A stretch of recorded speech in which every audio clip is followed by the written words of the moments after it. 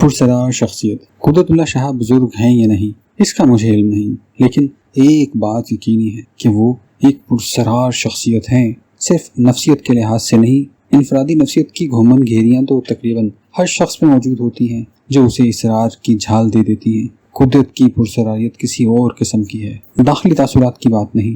اس پرسراریت کے مجھے کئی ایک خارجی ثبوت بھی ملتے رہتے ہیں۔ مثلاً اشفاق احمد نے 1958 میں مجھے قدرت سے متعارف کیا۔ پھر ان ابتدائی دنوں میں جب قدرت اور میں ملنے لگے تھے تو ایک پائے کے بزرگ نے جھنگ سے خط لکھا جس میں تحریر تھا کہ ان دنوں جن صاحب سے آپ ملنے لگے ہیں انہیں ہمارا سلام کہیے۔ حالانکہ قدرت اور میری ملاقاتوں کی بات ابھی نکلی نہ تھی۔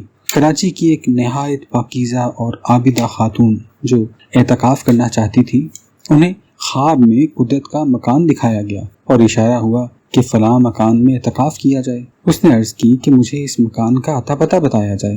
پھر حالات نے ایسا رخ اختیار کیا کہ اس خاتون کو قدرت کے گھر جانا پڑا۔ وہاں جاتے ہی گھر کو پہچان گئی۔ اتفاق کی بات ہے کہ انہوں نے سب سے پہلے مجھ سے بات کی۔ کہنے لگی، بھائی یہ کس کا گھر ہے؟ مجھے یہاں اعتکاف کرنے کا حکم ہوا ہے۔ ایسے بیسیوں خارجی واقعات ہیں جو قدرت کی پرسراریت کی طرف اشارہ کرتے ہیں، لیکن قدرت سے میرے تعلقات اس پرسراریت کی وجہ سے استوار نہیں ہوئے۔ الٹا ان کی یہ خصوصیت تو ہمارے درمیان ایک رکاوٹ ہے۔ اس تعلق کی بنیادی وجہ یہ تھی کہ قدرت کے کردار میں عظیم عجز تھا۔ عجز انسان کا منفرد اور مخصوص وصف ہے جو مجھ پر شدت سے اثر انداز ہوتا ہے۔ قدرت کے اسلام میں بے پناہ وسعت تھی۔ وہ اپنی نیکی کو بانس پر نہیں چڑھاتے تھے، بلکہ یوں جیسے معذرت خواہ ہوں وہ چھپ چھپ کر باتھ روم میں نماز پڑھا کرتے تھے۔ قدرت سے ملنے کے بعد مجھے پتا چلا کہ اسلام کیا چیز ہے، اللہ کا کیا مفہوم ہے اور محمد صلی اللہ علیہ وسلم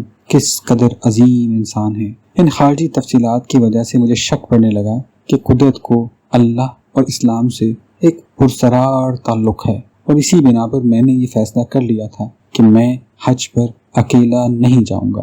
میں سوچتا تھا مجھے وہاں کون جانتا ہے، میں وہاں کیا منہ لے کر جاؤں گا۔ جبھی تو میں نے اتنی دیر انتظار کیا اور پھر قدرت کے ہمراہ حج پر گیا۔ میرے لیے قدرت کی حیثیت ایک لاٹھی کی تھی اور میری اپنی حیثیت ایک اندھے اپاہج کی۔